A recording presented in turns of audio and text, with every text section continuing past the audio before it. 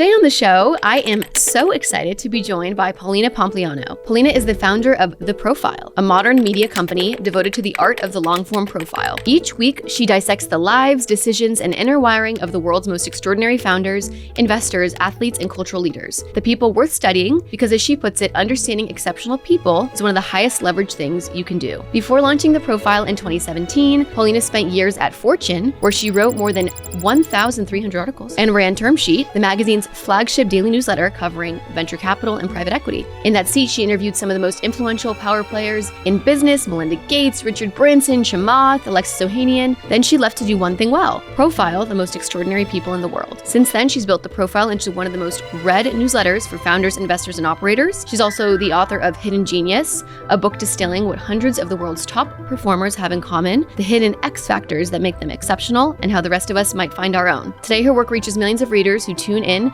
to The Profile for ambitious storytelling about ambition itself. Let's welcome Polina. Thank you. That intro sounds like I did a lot, but it doesn't feel like You know what? I honestly think we could have just left it at 1,300 articles and that would have been enough. No, I do like 5 or 6 a year, maybe 7 or 8 if I'm really lucky. And that's like... No, Erica, I lived through the media cycle of like, write, short form. And the daily. I mean, the daily posting, daily newsletters is just... I have so much respect. So. No. Bowing down. I appreciate it. The real writer in the room. Okay, so before we get into the meat of the interview, we do like to start every interview with a bit of a fun icebreaker, okay? And we're getting right to the heart of it. So it's a bit meatier maybe than you would expect. What has been the hardest part of your journey so far? It can be personal, it can be professional, whatever comes to mind, but I'd love to hear more about the part that almost broke you along your journey. That's a great question, because I could answer it in a few different ways. I think that I am a first-generation immigrant. So I moved with my parents from Bulgaria to Atlanta when I was 8. Mm-hmm. And to me, having a stable, comfortable, predictable career was the goal. Like, my parents worked jobs to pay the bills, paycheck to paycheck, never really like a steady job or career. So to me, it was like when I was at Fortune, I was like, I've made it. Like, there's nothing else that I can do that would make sure that I'm good long term than this. However, I think people who move here as kids or the kids of immigrants know this well. It's like you realize there's no ceiling. You can just do more. And I was someone who hated uncertainty, who wanted to feel safe. And at Fortune, I felt that, although, people who work in media, there are cycles, people get laid off. There's just, it's so unpredictable. So trying to create certainty in an uncertain world and in media is nearly impossible. So when I got to a certain point where I was like, I'm learning, like I learned everything I knew at Fortune. But I hit a wall where I was like, I'm writing about these founders, I'm writing about these entrepreneurs every single day via this newsletter on deal making. But I myself have never built a company. I've never done anything. And here I am like analyzing these people's businesses and like criticizing founders. And it's like, part of me was curious about it, talking to people, seeing how visionary they were. And I wanted to create something of my own, but I didn't know what. But I also hated unpredictability. So it was hard. So then eventually when I made the decision to leave Fortune to do Substack full time, I believe I was the first legacy media reporter to do that. So there was no blueprint for me. I just kind of jumped. That was really scary because suddenly I left this really safe situation that I thought I had to do something that could 1,000% fail. And I did it in the middle of a global pandemic. There was just like no safety net. And I think the hardest moments in my life and also the best moments in my life is when there's no safety net, but I just jump anyway and then it lights a fire under you that you have to succeed and you have to make it work. And I think that that's that immigrant mentality. So probably one of the most uncertain but best times for me was leaving Fortune to work on my own business full time. It's so interesting. And it's also, I mean, it's clearly worked out, right? You can always see it in hindsight, but in the moment, I can only imagine. Yes. I've done it too, right? The like full-time bet on yourself. Yes. What did your parents say when you told them you were going to be a full-time entrepreneur? They were 1,000% like behind it. I was really surprised because I thought they wanted, like health insurance and benefits and And they were like, if you fail, you can just get another job. Like they knew that I wouldn't just sit on my couch and like relax and be unemployed. So I think the question that was circulating in my mind was, if I stay at Fortune for another 5 years, will I learn more than if I leave and try this thing for 5 years, it fails miserably, and then I go back and get another job? Like the answer is probably leave and do the thing. You'll definitely learn more. And also makes you a better applicant. Like this is psychologist Meg Jay talks about identity capital and this idea that like you're just supposed to do things that make your resume, make your life more interesting because that'll actually make you more likable and appealing to future jobs, which I think is kind of an interesting approach. Like it's not even, it's about like what's fun to do, but it's also actually it's going to add a new dimension to you. When if you've maybe just always been, an incredible writer, now you're a founder and a writer. I love that. And so that adds like an element of like, oh wow, maybe a whole new category of jobs open up to you that previously didn't. Yes. And you have more experience. Totally. Like you've seen that chart. It's like you go up, you fail, you go up, you fail, but you actually end up getting more experience than the person who's just like linearly doing the same thing. Totally. One thing I've learned talking to GPs on the show, and in my own experience as a GP, your back office is a signal. How fast you close deals, how clean the LP experience is, how your K1s land, investors notice all of it. The more buttoned up you are, the more likely they are to give you more money in the future. That's why I want to talk about Sydecar. Sydecar is the SPV platform built for fund managers who want institutional quality execution without hiring a full back office team. They'll review your deal within hours, handle full secondary transaction support, and give you transparent pricing up front. No platform carry. Also, your LP relationships stay private, which is super important. It is not a marketplace. If you're running a professional fund, your infrastructure should look like it. Sydecar makes that possible without the overhead. Check them out at sidecar.io/partners/trailblazers. Okay, so we're going to go like pandemic is happening because this is like, from what I understand, that March month was really when you made that change. And you decided Substack full time. Did you speak with anyone on the Substack team about monetization? Like, I mean, now it's so obvious in hindsight that there are so many of these newsletter platforms. We love Beehiiv. Shout out, they sponsor the podcast. And also, I use them for my stuff. But there's companies like Substack and like Beehiiv who really help these like newsletter creators, solopreneurs make a total killing, quite frankly. Did you know that was possible? Did you speak with the team? Like, that's either you had crazy hindsight to know that was where it was going, or they gave you some sort of assurance. I'm curious to hear more about that. Well, here's what happened. So it was January of 2020. I had been writing my personal newsletter, The Profile, since 2017. And I had been sending it every single week for free for 3 years now. So the Substack team, when they were starting the company, reached out to me and said, come join. It's a new, email platform. We'd love to have your newsletter. At the time, I was on MailChimp. And I was like, I had like changed 3 different email providers. I was like, I'm not doing another one. It's just, I'm familiar with the game. It's just another startup, blah, blah, blah. So I didn't. I didn't want to move from MailChimp. It was like the devil But then my husband started a newsletter and I was like, check out this Substack thing, try it out and tell me if you like it and what the deliverability is like, because that's all I cared about. Is it getting into people's mailboxes? And he tried it. It worked. It was easy. I'm not a designer and I liked that it was, you just write. It like looks the same. It feels the same. I don't have to tinker with a bunch of stuff like MailChimp. So he did it, he used it, and I was like, okay, fine, I'll do it too. So I moved over, I think it was end of 2017, I want to say, or maybe beginning of 2018. Moved over to Substack, and then I had been doing it on Substack for 2 years. So I knew Hamish, I knew the founders well. At some point, I read an article that said the rise of the passion economy. And this is before we had a word for the creator economy. Yeah. So it was like the rise of the passion economy. And I was reading how you don't need that many true fans. It was like Kevin Kelly's idea, but you don't need that many true fans if you have 100 and they pay $100 and all this stuff. And I was doing the math and I was like, based on how many subscribers I have now, if I add a paid layer, maybe there would be some interest in, and then it'd be a nice like side thing that I do. However, I was working at a media organization. I don't know what the rules are around like monetizing other ventures that you have. So I just never did it. I was like, I don't want to do this. I'm already doing a newsletter on the side. Like, I don't want to ruffle any feathers. And then in January of 2020, but like I couldn't stop thinking about it. I was like, but what if, like, would people actually pay for my work? I don't know. So I decided to just like beg for forgiveness instead of ask for permission. So in January of 2020, I turned on the paid layer.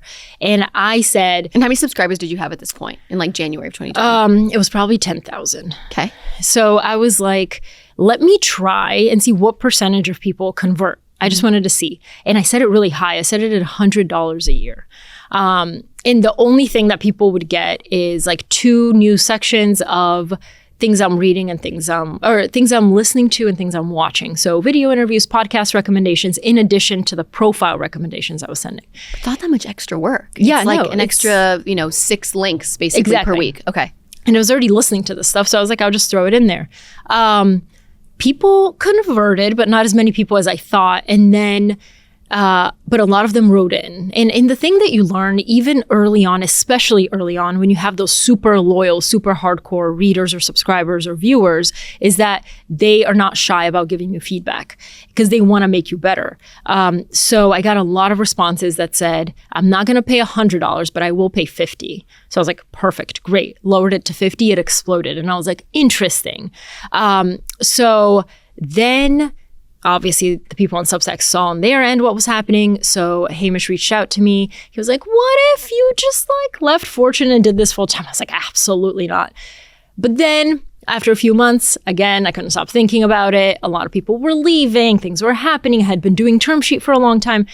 And I was like, what if, what if I dedicate 100% of my time to this thing? Would it grow exponentially faster than me just doing it on the side? So I decided to leave in March. And it was funny because I made a pro and con list of like, what could go wrong if I leave?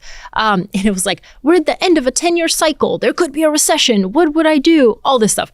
Global pandemic, nowhere on that list. No one saw that coming. No one saw that coming, not even me with my little list.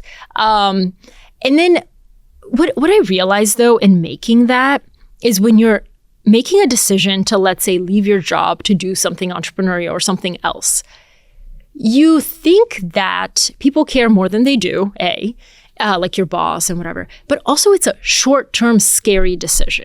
The short-term scary is telling your boss, telling your family, actually doing it. That's short-term scary because you have to have the conversation, it's uncomfortable, all this stuff. But then once it's over, you're good. Long-term dangerous is staying in a job you hate, or not hate, you're just not growing in, and then looking back and being like, damn, I really should have started that thing. Like that's really dangerous. So I knew that. I kept telling myself like short-term scary, short-term scary. Once I told everybody, I gave Fortune like a month in advance notice, and then because I told them in February, and then March is when everything kind of fell apart with the pandemic.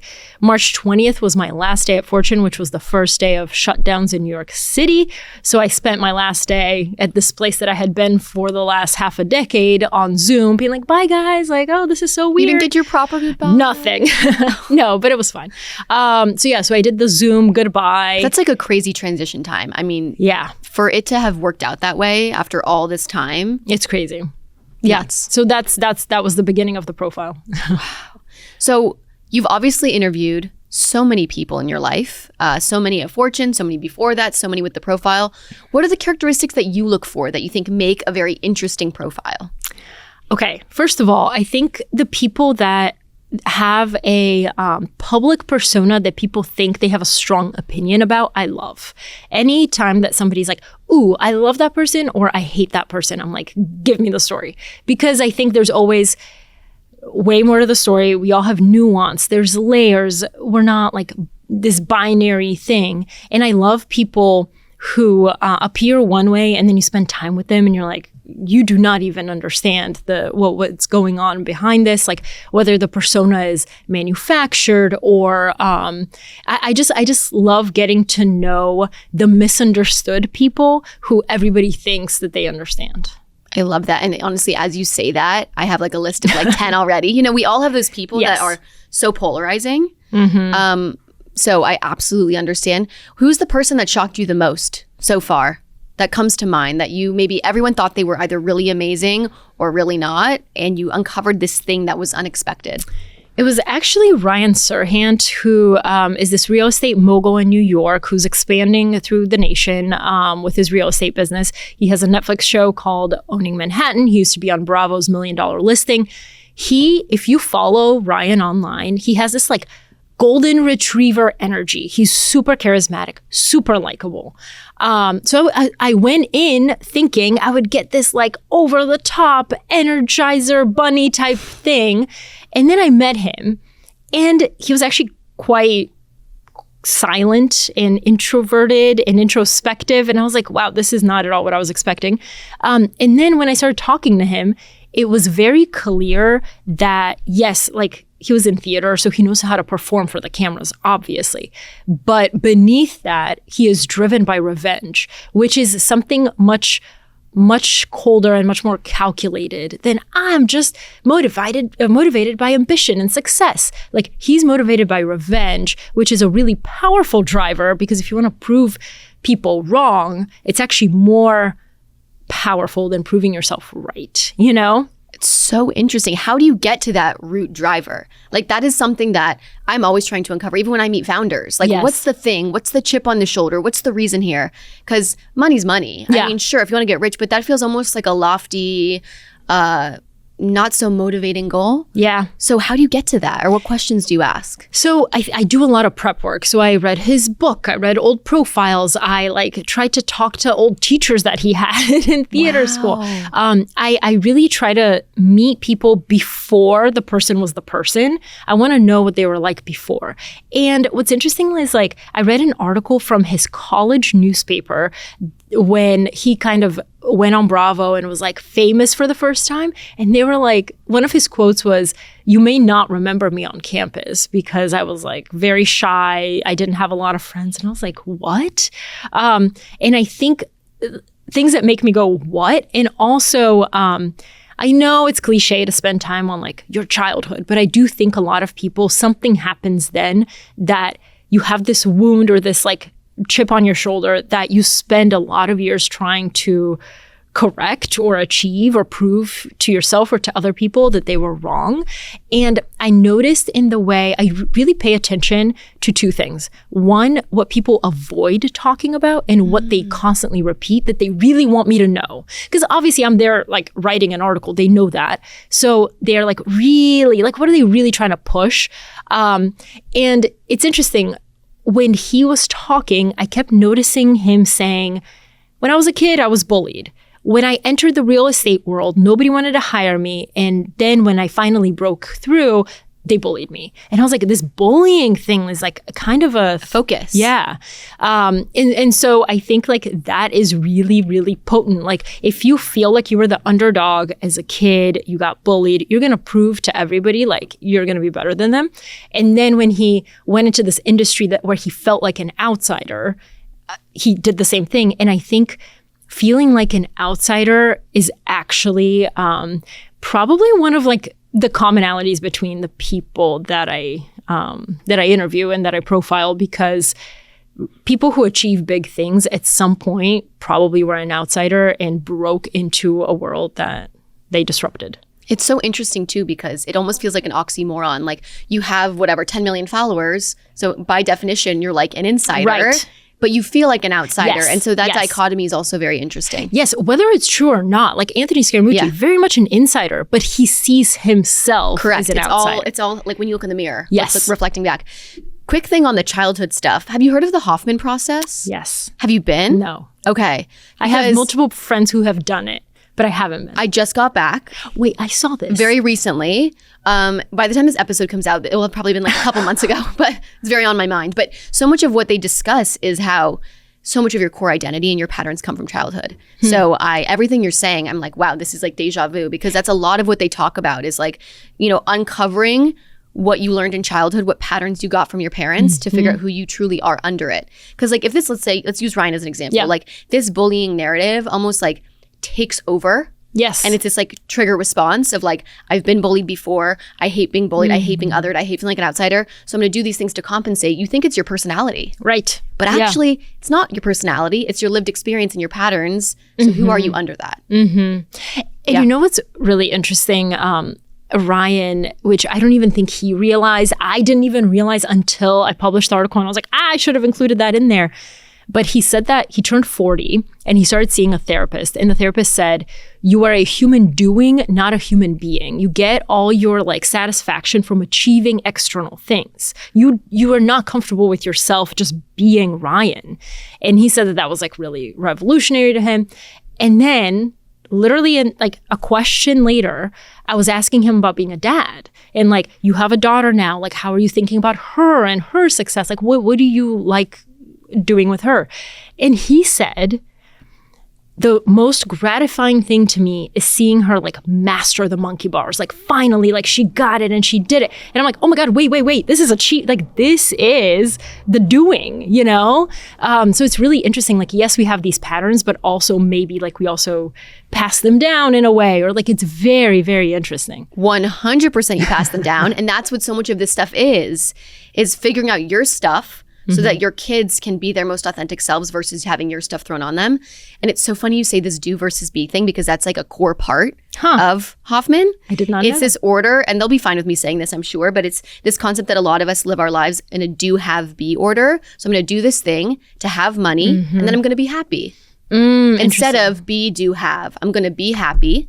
So then I'm going to do the things that authentically align with myself, and then I'm going to have money or whatever I want. Yes, but it's like a byproduct of being you. Correct. And the be comes first, not the be comes last. And I think that just that simple phrase has been so interesting for me to reevaluate. Like, are the things that I'm doing rooted in achievement, or are they rooted in who I want to be? Because that comes before the do. And you, if I'm remembering correctly, you wrote that you went to Hoffman thinking you didn't have a lot to work on. Correct.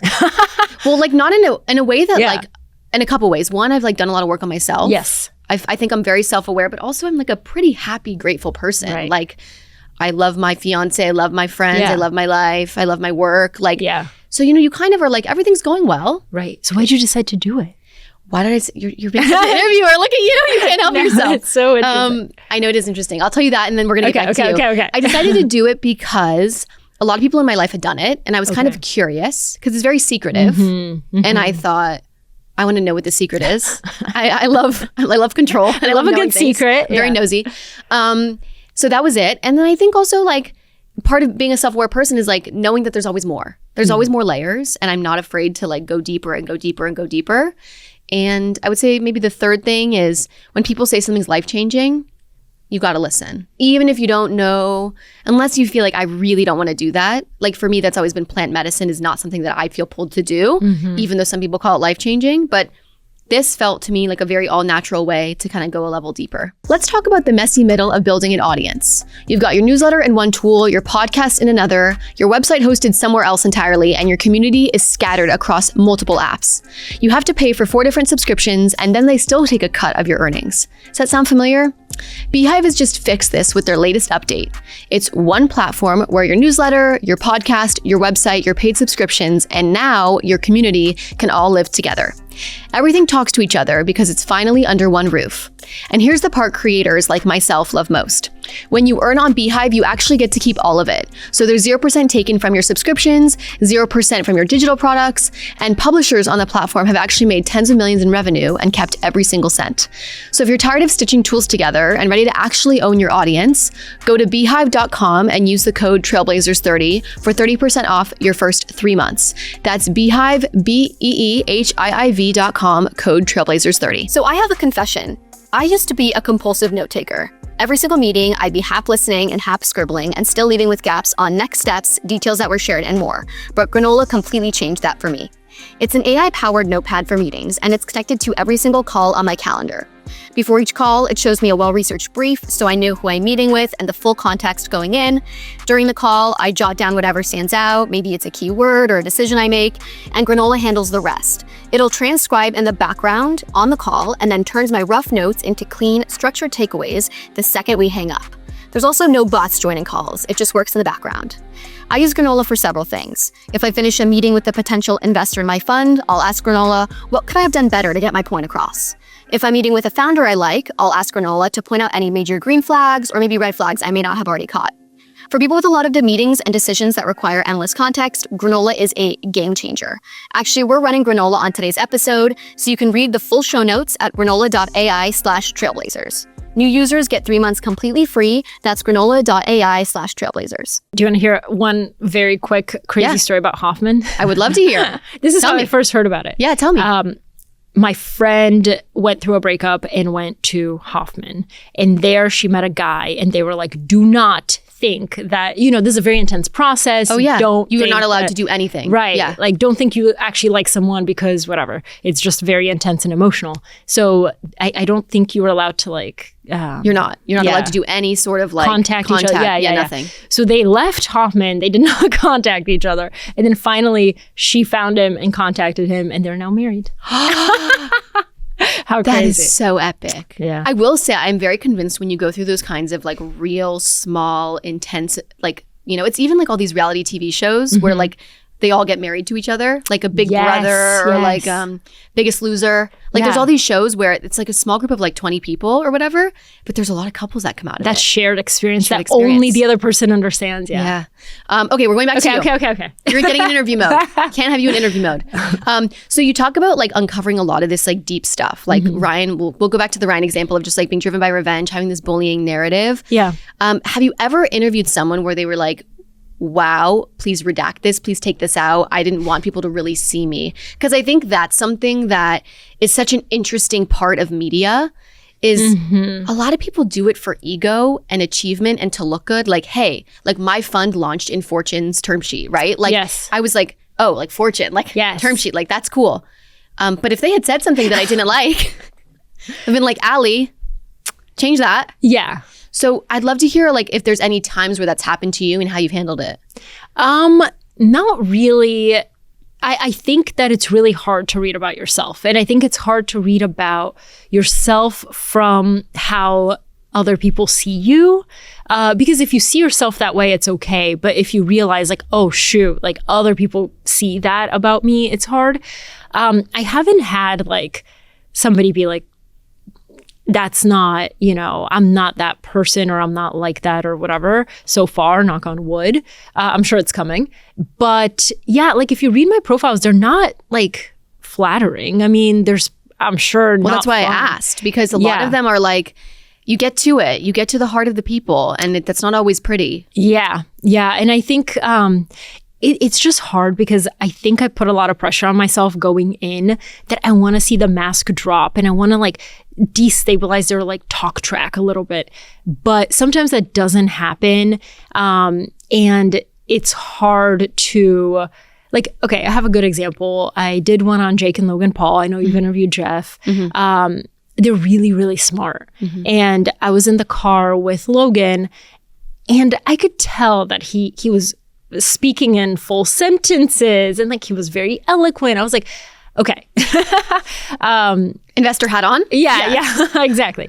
So I knew that there was a performative aspect to them. You have to be. They've been doing internet videos for 20 years, which is crazy. More than half of their lives.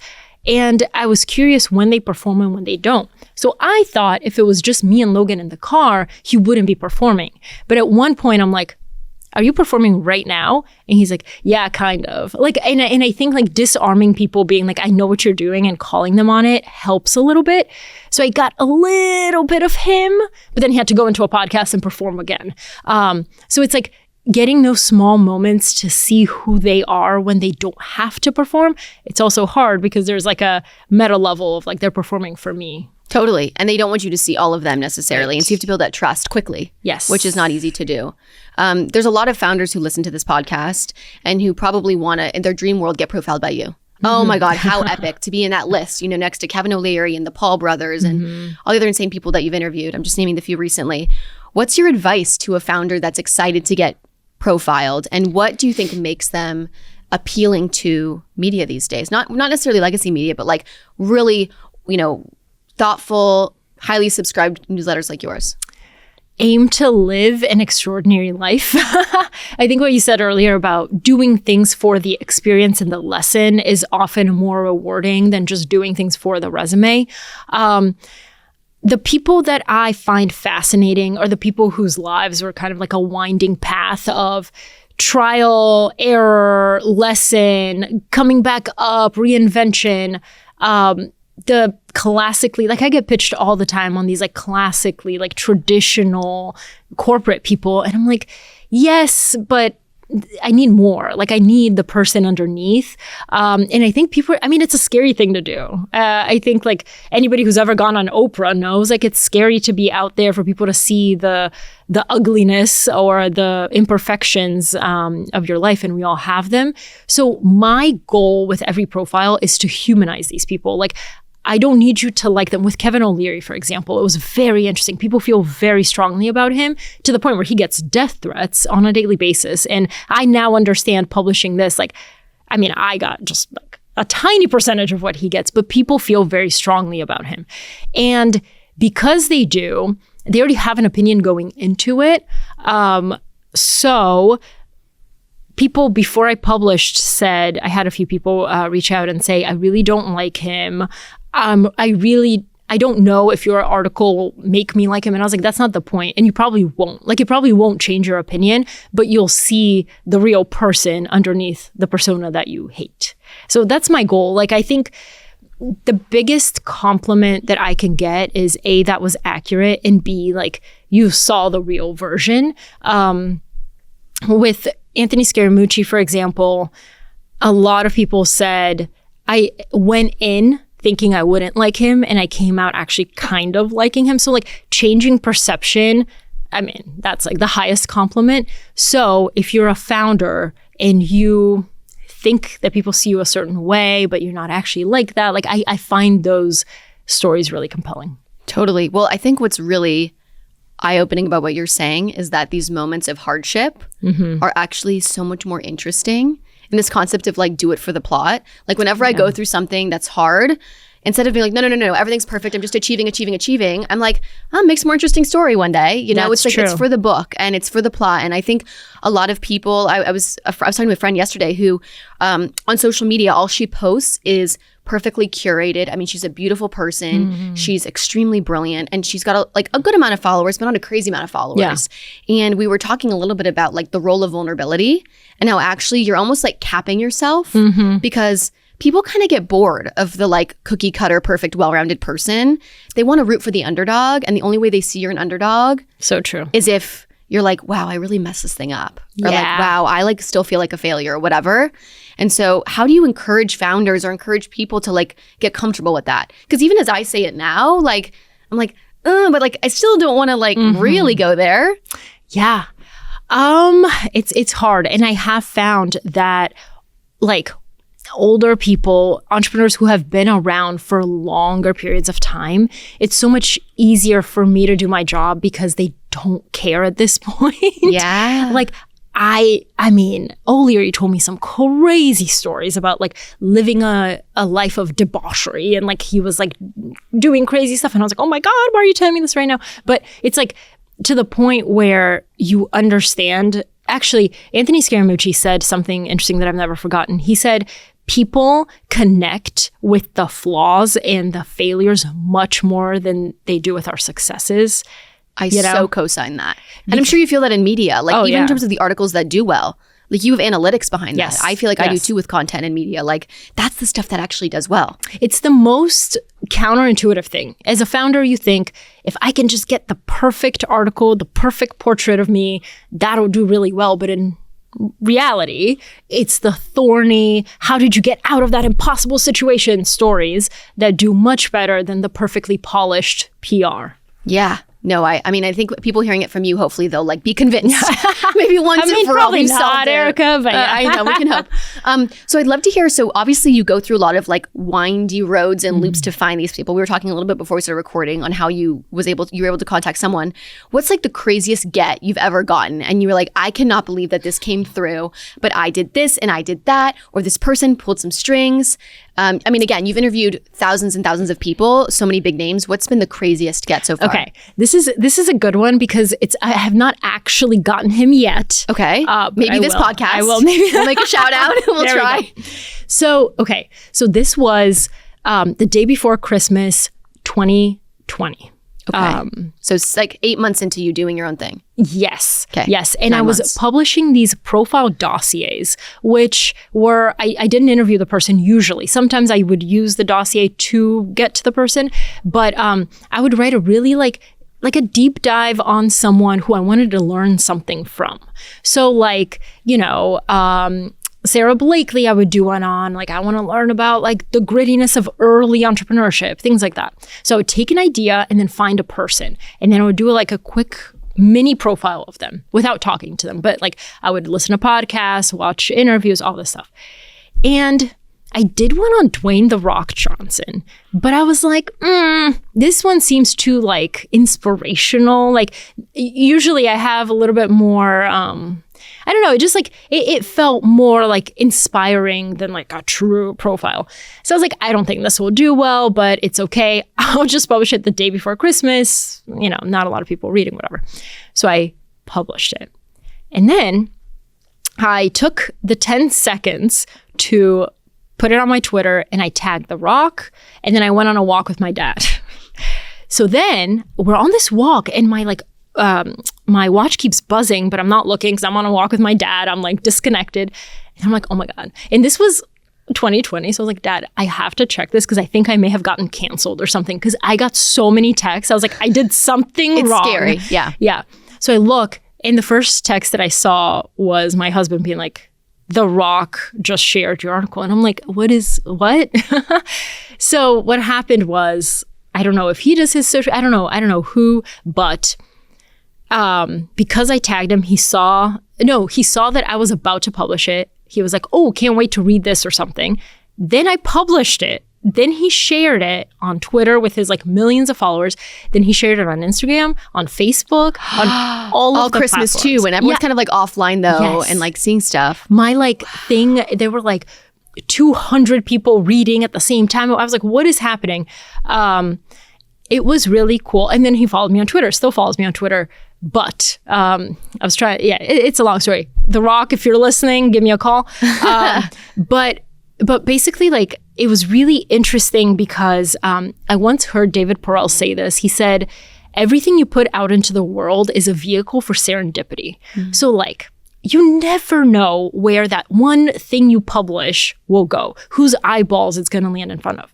But there's an added element to like attracting serendipity, which is that I could have just published it, not shared it on social, not tagged The Rock, but like that 10 seconds that it took to tag him made all the difference. Probably like I got for free what people would pay millions of dollars for.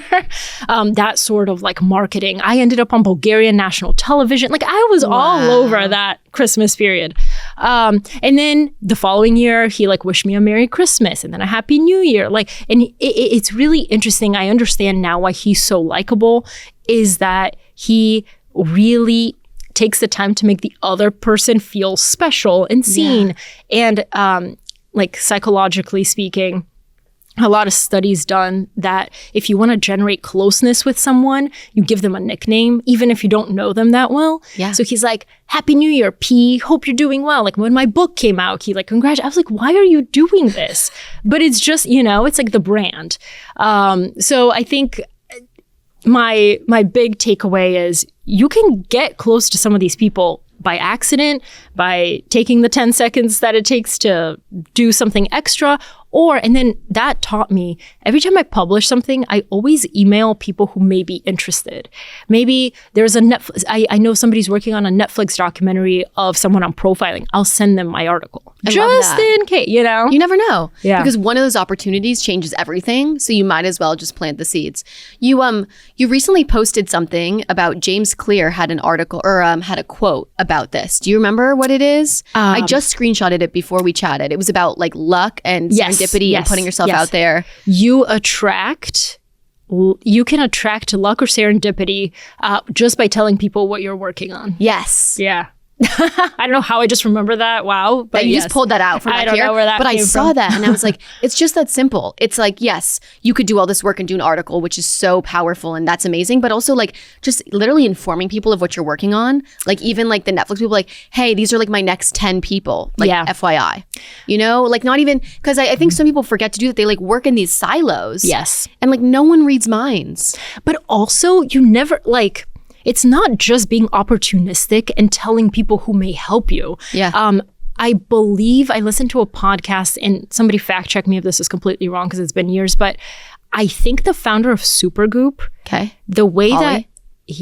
way that she blew up is she went to some convention, they stuck her in the wrong spot and she was with like the, I don't know, nutrition. I don't know. She was in the wrong spot. She's like, I'm not supposed to be here. I was supposed to be upstairs, blah, blah, blah. And she was sitting next to someone she didn't know. And she started talking about her product. And then that ended up being the founder of Burt's Bees. And it's like that kind of sparked everything. And I'm like, you just never know who may be listening, who may have a connection or things like that. Yeah, it's just putting yourself out there and not being afraid to like make the ask and do the thing. On the Dwayne stuff, and then we'll move forward. But we interviewed Jason Pfeiffer. Do you know him? No. He's the editor-in-chief of Entrepreneur magazine. Oh, no. Well, yeah. I know Entrepreneur. I didn't know Jason. Yes. Okay. So Jason, I interviewed him on the pod and he was talking all about, I asked him something about like his most exciting interview and he mentioned Dwayne The Rock Johnson. And he knows him and he was saying this amazing story about how, he's so introspective and Dwayne was saying, I guess I'll call him The Rock. The Rock. Saying, The Rock was saying hi to people, but he was kind of rude. And so he had to circle back and make it right. And wow. And there's all these things. And then I think Dwayne might have told him something about how he repeats backstories or something. Like I think to your point about giving people nicknames, he's very good at making people feel safe and seen and heard and all that. So anyway, maybe Jason can be your in. Well, we can discuss after the pod. But, Jason and the Rock are friends. The 2026 primaries are taking shape, and if you have a strong opinion about how they're going to go, Kalshi lets you actually trade on it. Kalshi is the largest prediction market in the US, federally regulated and available in all 50 states. You're not betting against a house. You're trading against other people in a live market, taking yes or no positions on real-world events. Elections, federal interest rates, economic data, you name it. Right now on Kalshi, you can trade on the California governor race, Senate outcomes, and a dozen other major political storylines as they develop. As the probability shifts, you can buy in or out of your position in real time. It's a completely new asset class, and honestly, one of the more interesting ways to have skin in the game on what you're already watching closely. Download the Kalshi app, that's Kalshi, and use code Trailblazers to get $10 when you trade $10. Or go to kalshi.com/r/trailblazers to accept this $20 offer. With Kalshi, you can trade on anything. 18 plus only, restrictions and eligibility requirements apply. Event contract trading involves risk and may not be suitable for all investors. Prices, values, and available markets may differ from those mentioned. For more information, see kalshi.com/regulatory. Okay, so a quick experiment. Think about the last long message you typed. Could be a Slack thread, a prompt into Claude, maybe it's a detailed email. It probably took you 10 minutes, maybe even 20 to get it right. Now imagine you just said it out loud instead. That is the whole pitch for Wispr Flow.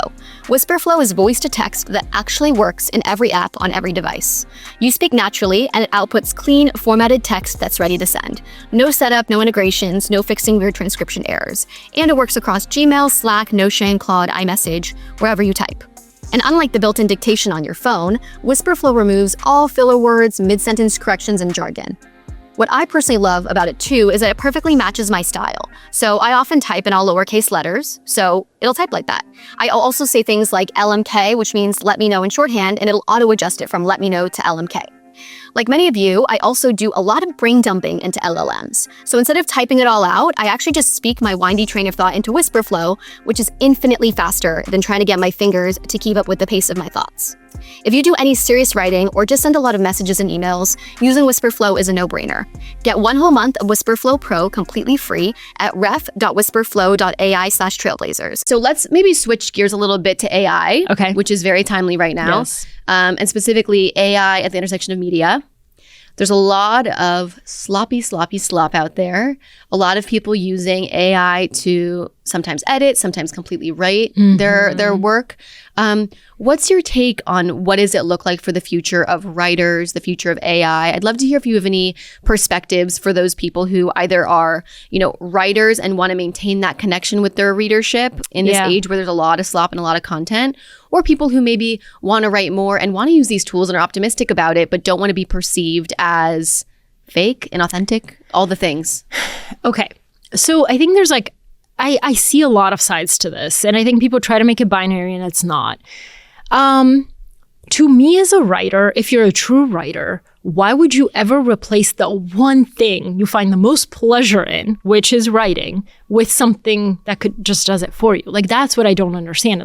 If you're a true writer, you use writing to know what you're thinking and what you believe about things. That's how I use writing.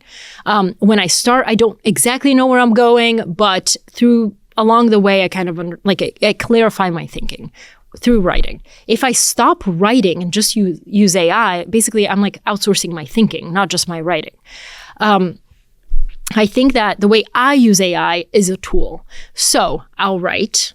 I'll take my draft. I'll type. Okay. I'm like a big Wispr Flow. I speak my writing. Okay. Oh no, I do not speak. Okay, I'm not type. there yet. You type. Yeah. Okay. So first of all, the things that I do, which is I go shadow these people and I spend time with them and all this stuff, and I pick up on human cues, like what somebody has on their bookshelf, how they recoil when I ask about something difficult, things like that. AI cannot do. It can write a profile based on public information, but it cannot observe, and at least not yet. I'm sure that day is coming. Yeah, world models, here we go. Yeah. So the thing that I set out to do is A, I'm going to write long form. B, I'm going to spend time with humans, notice their human behavior, and then translate it for the reader. Just out of complete curiosity, I was when I was working on the Ryan piece, I told, because with Ryan, there was a lot that nobody would have known unless you spent time with them. So I was hey, chat, can you write me a profile on Ryan Serhant? Make it really clicky and readable and whatever. The thing that it came up with was so very obviously AI, and also it was very generic because that's what it's a LLM. It was pulling from things that are out in the public. But A, it wasn't interesting. B, it wasn't human. C, it was just bad. So the way that I use AI is I'll do everything. I'll take my draft and I'll say, am I missing anything based on what you see here? Are there any blind spots? Does anything not make sense? I'm using it kind of as an editor, even though I do have a human editor. So it's the editor before the editor. I'll kind of do that. It'll say oh, you're missing Kevin O'Leary's political career. I'm I don't care about that, whatever. So it's almost give me what I'm missing. And it's a research assistant.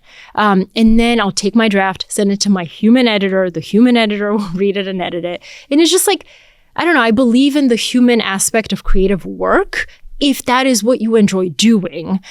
Or if you are upfront with your audience about, hey, I think Alex Heath talked about this. He's I'm world class at getting scoops.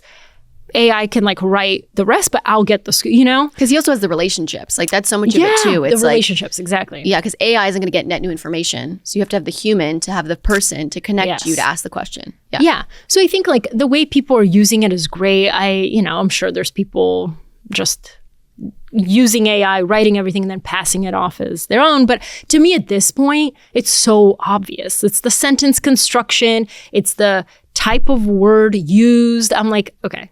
I get it, but I hate having to scan and figure out if it's a human or a robot. Yeah, well, soon enough, we're already starting to see this. There's a lot of tools that can tell you if it's yes, AI or human. Substack, but sometimes they're not always accurate. So. Right. Yeah, that's hard. That's the problem with a lot of this slop. It's slop creates more slop, creates more slop, creates more slop, and you kind of have a hard time articulating and understanding what's real and what's not. And there's also an element of the humans, because we're all reading so much AI slop, we start writing like that. Yeah, because we mimic it. But what's super interesting? So one of my favorite profile writers is this woman, Taffy Brodesser-Ackner. She used used to be at the New York Times, GQ. She wrote a bunch of celebrity profiles that are just amazing. And I was joking with my friend. I was like, look at this article from 2017 she wrote on Gwyneth Paltrow. And I was reading it and it sounded like AI. Like the sentence construction, like it's not this, it's that.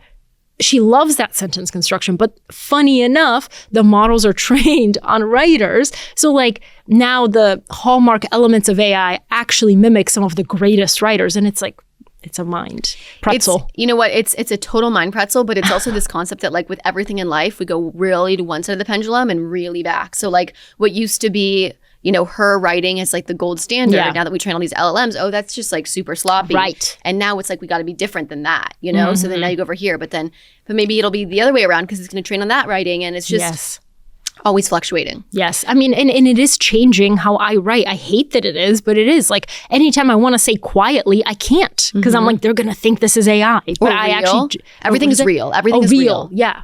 Like, or the colon and it's really annoying, but I'm trying to not do that so people don't think I'm AI. I know, which is crazy. Again, mind pretzel.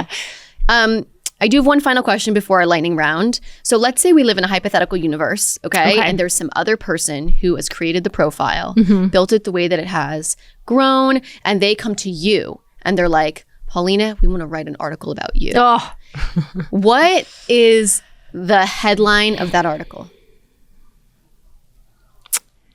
The headline. It can even be like, what is it about? What is what's that message? Because you spend so much of your time uncovering other people's deep thing, their chip, what they're driven by, but like, what is yours? I think that ironically enough, I say this a lot, the thing that people talk a lot about usually is the one thing they don't do or they do and they're trying to hide by whatever. I think that for me, it's like, I really want to get to the heart and the depth and like the grittiness of all these people, but I myself really dislike that. Like, I don't like people knowing my business. Although it's really interesting, like the second you're vulnerable, the second that like people really connect with you and they really like it. I learned this recently because I've been writing the profile for since 2017, almost 10 years. And I try to keep it centered on other people because I don't want to be the center of attention. But sometimes when you share little things, like for example, I had twins in September. We went through this like, I know. For a second there. Boys or girls or both? 2 boys, but I also have 4 kids. I saw the 4, but I didn't realize there was a twin in there. The twins, yeah. At one point we had 4 kids under 4, so that was a lot. But I never share like things that maybe are going wrong because I'm like, maybe people don't care about me. They're here to read profiles, right? But recently my husband on another podcast shared this like really terrifying, traumatizing experience we had when I found out I was pregnant with the twins, where a doctor misdiagnosed me and it was a really scary thing. And when he said, I mean, it's gone like super viral. And I'm like, wow, like people actually want to hear this stuff. I just have a really hard time knowing how much they want to hear. So I just self-censor. I mean, I can tell you're doing that right now. Yeah. Very meta of you. Can you tell us a little bit about what happened? This is an exercise in you working through this. What happened when you found out you're pregnant with your twins? Yes. And this is actually a really nice connection with the AI conversation we were just having. AI literally saved their lives. No, so I was pregnant with what I thought was our 3rd child. And then we went to the doctor. She was like, oh my God, it's twins. And I was like, what? And then she was like, you know, scanning, looking for something, searching for something. And I'm like, what is she searching for? And because they're identical twins, it's already high risk, but she said that there was no membrane separating the twins, which makes it ultra high risk. The only higher risk pregnancy than that is conjoined twins. So it's like the one that I got diagnosed with at the time was twins in the same sac, sharing the same placenta, sharing everything. Their cords could get tangled. Like it's really scary and dangerous. So she was looking, she couldn't find it. She turned the lights on. She was like, we need to have a serious conversation. And I'm already shaking because I'm like, this is not what I expected today to be. And she said, I just spent 15 minutes looking for it. I cannot find a separation. Here's what that means. And then she said one sentence that like literally still haunts me and I have nightmares about. She said, at this point in the pregnancy, many people consider terminating it. So I looked at my husband, he looks at me, he's like, and I was like, so anything else she said, I just like kind of feel like my brain was spinning. She said something like your best case scenario is you get to like 20 something weeks and then you have a super long stay in the NICU, but then there's neurological problems. There's like all sorts of problems that could happen. So I'm like have PTSD telling the story, but I'm already getting hot. My head is spinning. I don't know what's happening. So I managed to say like, well, maybe it's too early because it was really early in the pregnancy. I was like, maybe it's too early. Could maybe we see it later, like the separation? She was like, probably not, but go see another doctor or all this stuff. So she hands me the ultrasounds. I leave the office. I think it was a sunny day. I could not tell you. All I saw was gray and just a fog. And so we walked back to our apartment. I was like so upset. I took the ultrasounds and I shoved them in a drawer and I sat on the couch and I was just sitting. And I don't know, Erica. I don't know what it was. It was something not me. Something like in my head was like, go look at the ultrasound again. Like it was, I don't know why I got off that couch. It was like some bigger thing. I got up, I walked over to the thing, I pulled it out and I'm just like staring at the ultrasound. And all of a sudden, I see with my human non-doctor eye, I see like a really, really faint line on every single picture. In between them. Yeah. Like it's not in between them, but it's like a circle around them. And I'm like, there's no way she didn't see that. She looked at it for 15 minutes. There's no way I can see this. It's probably some glitch in the ultrasound. That was my explanation. So then I'm like, okay, fine. I'm not going to do anything. Then it kept bothering me. So at the time, this was in the beginning of 2025. So I personally wasn't really using ChatGPT. And I can send you this, but I messaged ChatGPT like, hi, exclamation point. Like I didn't know how to talk to it. I took a picture of the ultrasound. I uploaded it. And without any context, I said, hi, what do you see in this ultrasound? And it said, I see twins, what appears to be a twin pregnancy separated with a membrane. Yeah. And I was like, huh. The key was not giving it context too, so it could just be really fresh. Yeah, like I wasn't like, do you see or whatever? Yeah. So just like, what do you see? And that's what it said. And I was like, okay, still people say don't trust AI, trust the doctor. So again, don't do anything. But then I can't sleep all night. I was just thinking. And I was like, okay, yesterday was the most horrific day of my life. I'm going to take this and like at 3 a.m., I, on my phone, drew an arrow, like the biggest arrow you've seen, to the line that I saw, and 2 of them. And I uploaded it to the portal. And I was like, just out of personal curiosity, what is this? If it's not a membrane, what is it? And I thought she would say like, I don't know, something with the machine, whatever. And then I get a call from the doctor. And she's like, I don't know what I was looking at. I don't know how I didn't see that. And like, in that moment, I'm a very forgiving person. I'm very empathetic. I'd like to think when somebody makes an honest mistake, totally fine. But the only thing I remember thinking when she called me is you ruined the best day of my life. Yeah. Like that was horrific. And also saying that to someone who is pregnant, you don't know what mental state I'm in. You don't know, like that is a really serious thing to say. So I was like, okay, thank you very much. I went to another doctor. The pregnancy was totally fine until the very end. Then the birth was kind of traumatic. But the point is, they were not that. They are now 10 months and healthy and nothing is wrong. I know, crazy. Thank God. But the beginning of that was just like so wild. And what would I have done if, let's say like I didn't have AI, I didn't do that. I mean, maybe eventually they would have caught it. But I would have like lived in fear for a very long time. You would have not slept for days. You would have had to see another doctor. Hopefully you would have been able to get that answer. Yeah. But crazy. Yeah, it's crazy. And thank you so much for sharing. Of course. I can feel like, for what it's worth, I can feel your energy. And I can feel, we've talked about a lot of really interesting things. Yeah. We've mentioned a lot of big names. You do the coolest work. You're on this podcast for a reason. You're so inspiring and interesting.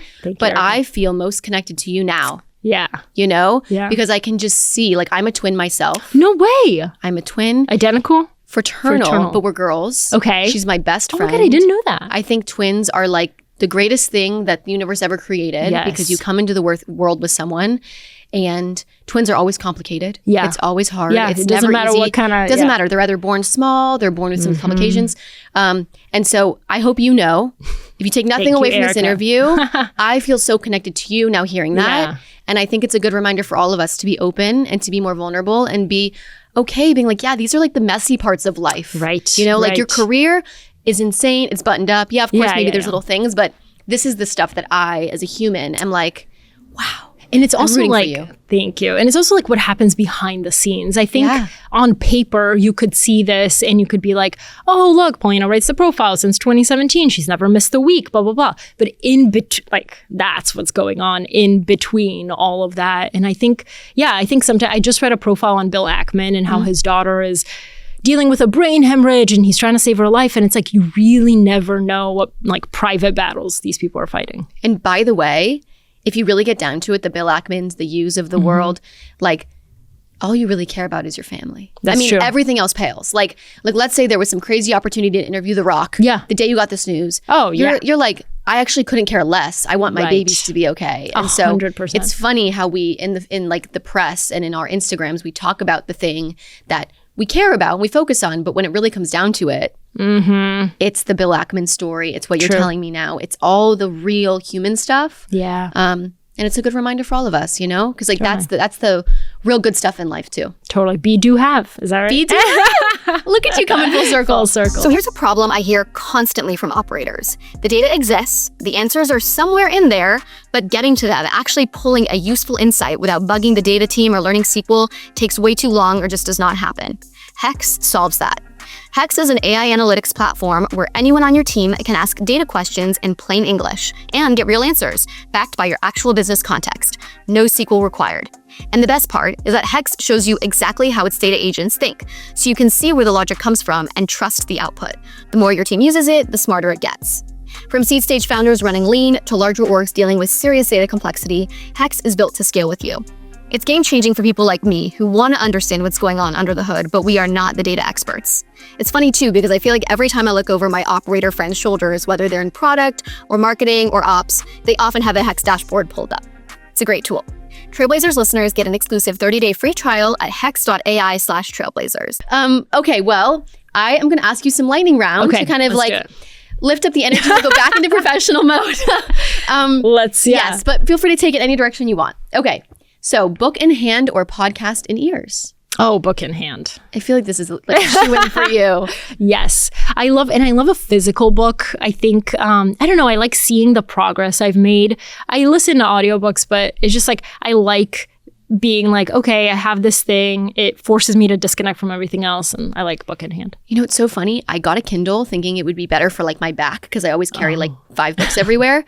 And I haven't been using it. I'm just like a physical, I'm the same way. I want to feel my progress. I want a physical reminder.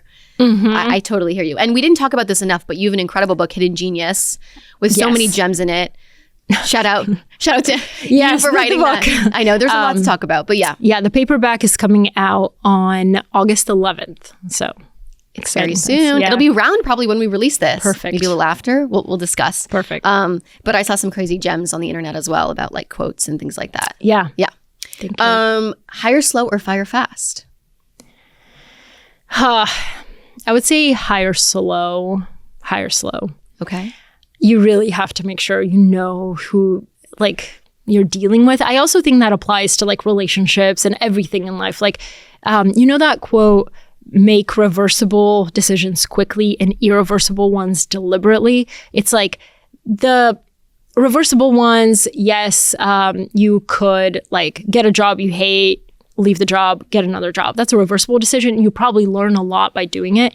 Irreversible decisions like having a family, who you marry, hopefully that's irreversible. It's like almost irreversible. That you should make really slowly and really deliberately. Getting a face tattoo. No, but like having children. Once you have kids, you will forever be a parent. So that is not a decision that you should make quickly. I love that line. And Jeff Bezos has a lot of things about like doors. He uses like, like two-way doors, one-way doors. I think that's a Jeff Bezos quote. Yeah, it's right around there. Yeah, very true. 10 small wins or one big moonshot? 10 small wins or one big moonshot? Yeah. 10 small wins that lead to one big moonshot. I'm a big believer in like doing small things really, really well, and that ends up compounding into something. Totally. Instead of just aiming for one thing, hoping you get it. If you miss, like, I hear you. Everyone's different. It's always interesting to hear. Being early or being right? Wait, so if you're early, you're going to be wrong? It's TBD. It's TBD. But if you're right, you're definitely right. But you might be right when everyone else is right. More of like a consensus right. Yeah.